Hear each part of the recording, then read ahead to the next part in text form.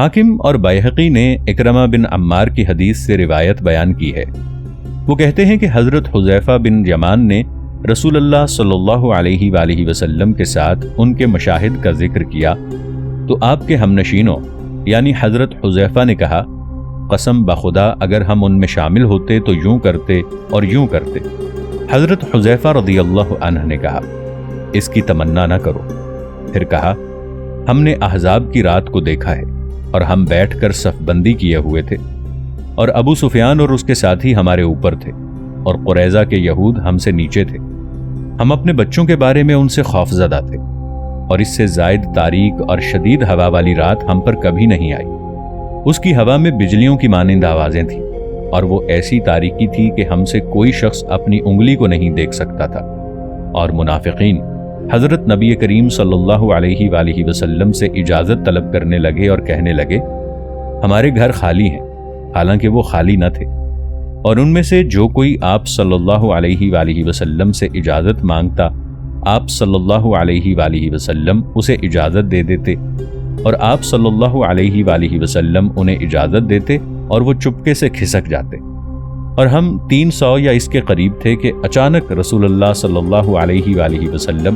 ہمارے ایک شخص کی طرف متوجہ ہوئے، حتیٰ کہ آپ صلی اللہ علیہ وآلہ وسلم میرے پاس آئے اور مجھ پر دشمن سے بچاؤ کے لیے کوئی چیز نہ تھی اور نہ سردی سے بچنے کے لیے کوئی چیز تھی، صرف میری بیوی کی ایک چادر تھی جو میرے گھٹنوں سے تجاوز نہ کرتی تھی۔ حضرت حذیفہ رضی اللہ عنہ بیان کرتے ہیں کہ رسول اللہ صلی اللہ علیہ وآلہ وسلم میرے پاس آئے اور میں اپنے گھٹنوں کے بل بیٹھا تھا۔ آپ صلی اللہ علیہ وآلہ وسلم نے پوچھا، یہ کون ہے؟ حذیفہ ہے؟ میں نے کہا، حذیفہ تو زمین کے ساتھ جکڑ گیا ہے۔ میں نے کہا، ہاں یا رسول اللہ، اور میں کھڑے ہونے کو ناپسند کرتے ہوئے اٹھ کھڑا ہوا۔ آپ صلی اللہ علیہ وآلہ وسلم نے فرمایا، لوگوں میں کوئی واقعہ ہونے والا ہے اور ان لوگوں کی خبر میرے پاس لاؤ۔ اور ابن اسحاق کی روایت میں بحوالہ محمد بن کعب القرظی بیان ہوا ہے کہ کوفہ کے ایک شخص نے حضرت حذیفہ بن یمان سے کہا کہ اے ابو عبداللہ، کیا تم نے رسول اللہ صلی اللہ علیہ وآلہ وسلم کو دیکھا ہے اور آپ کی صحبت اختیار کی ہے؟ آپ رضی اللہ عنہ نے کہا، ہاں میرے بھتیجے۔ اس نے پوچھا، تم کیا کرتے تھے؟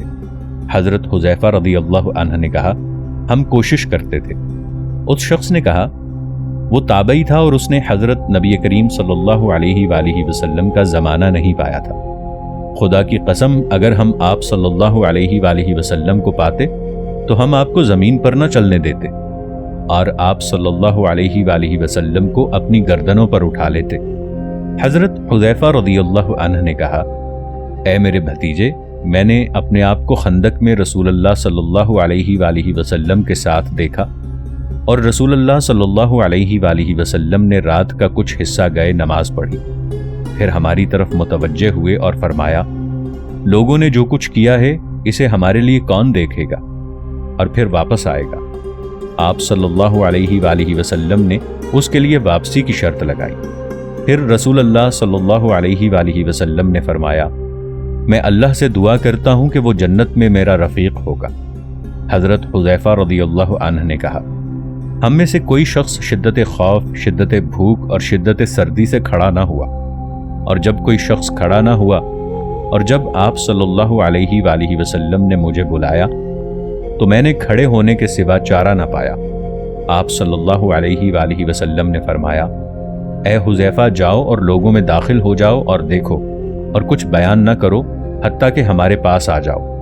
اور حضرت حذیفہ رضی اللہ عنہ نے اپنے سالار نبی صلی اللہ علیہ وآلہ وسلم کی خواہش کو قبول کیا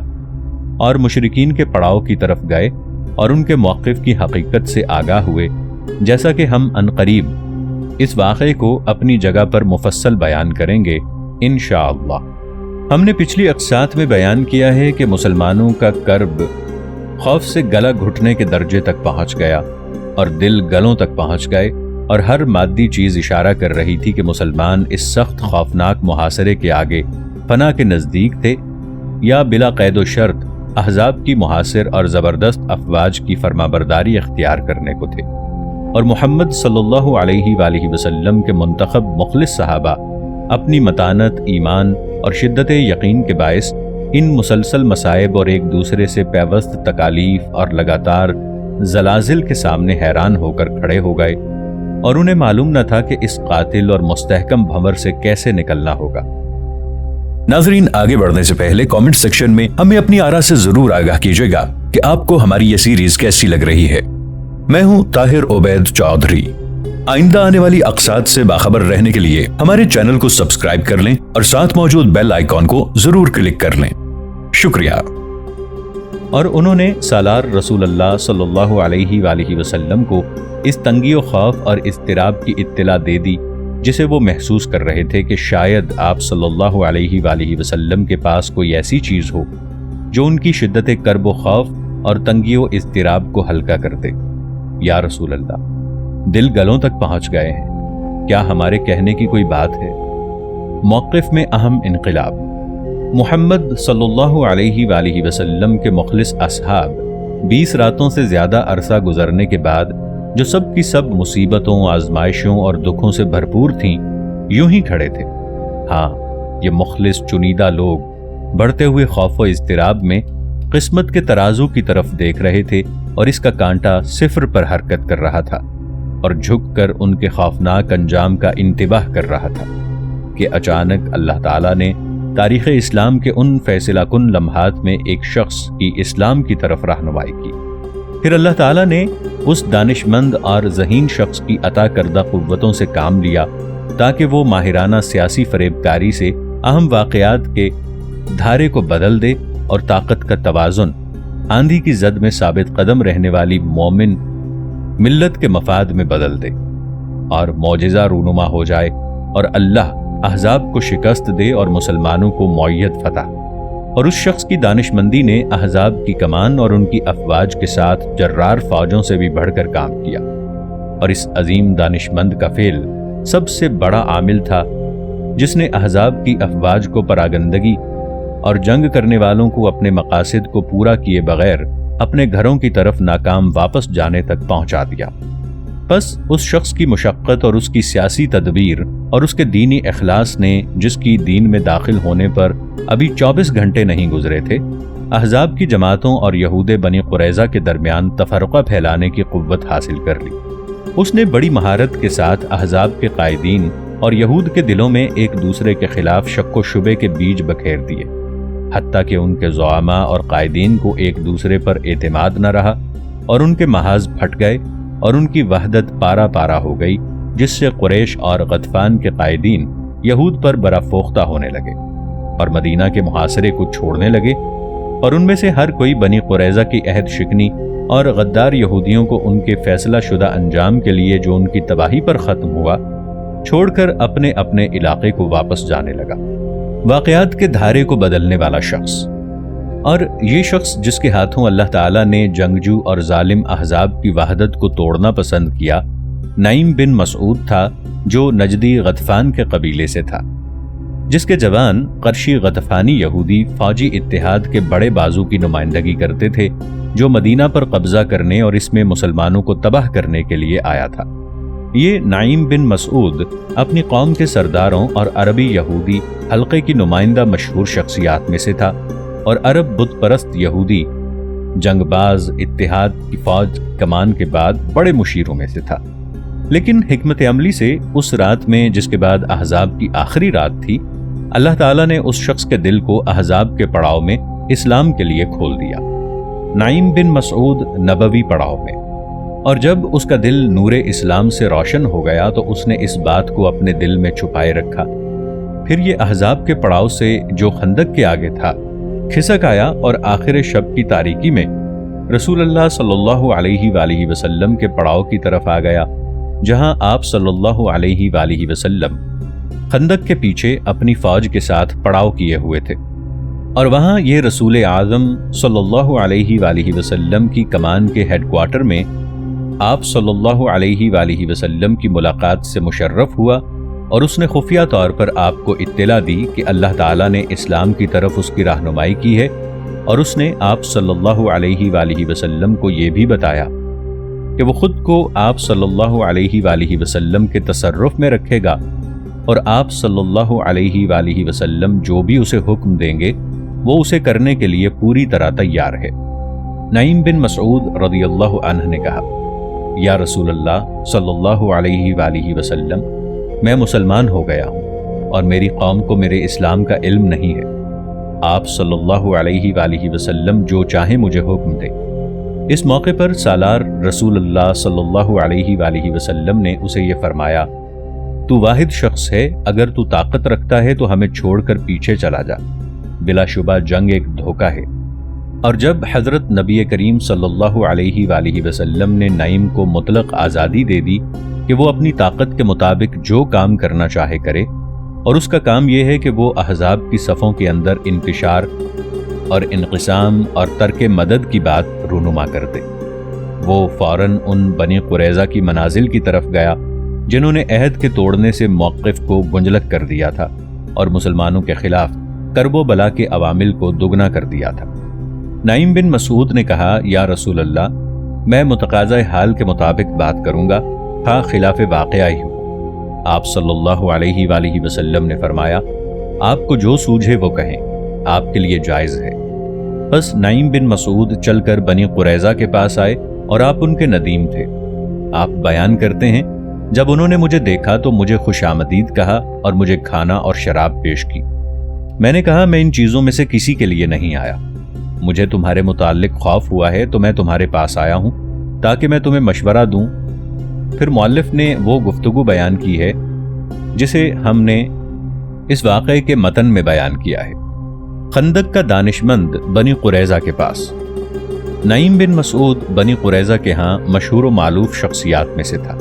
اور جاہلیت میں ان کا ندیم و صدیق تھا، اور اسی نے جاہلیت میں مدینہ میں یہود کی ایک شراب کی دکان پر شراب کی تحریم سے قبل نشے کی حالت میں کفار مکہ کے ایک قافلے کے بارے میں گفتگو کی تھی جو عراق کے راستے شام جا رہا تھا، اور شراب کی دکان میں ایک صحابی بھی موجود تھے جو اسلامی فوج کی انٹیلیجنس سے تعلق رکھتے تھے۔ انہوں نے سرت کے ساتھ یہ خبر سالار رسول صلی اللہ علیہ وآلہ وسلم کو پہنچا دی، تو آپ نے ایک فوجی دستہ تیار کیا جس کی کمان آپ نے حضرت زید بن حارثہ رضی اللہ عنہ کو دی، اور انہیں حکم دیا کہ وہ اس قافلے کو شام سے واپس آنے پر روکیں، اور حضرت زید رضی اللہ عنہ اس قافلے پر قبضہ کرنے میں کامیاب ہوئے، اور یہ اس غزوے کا واقعہ ہے جس کا نام سریہ زید بن حارثہ ہے۔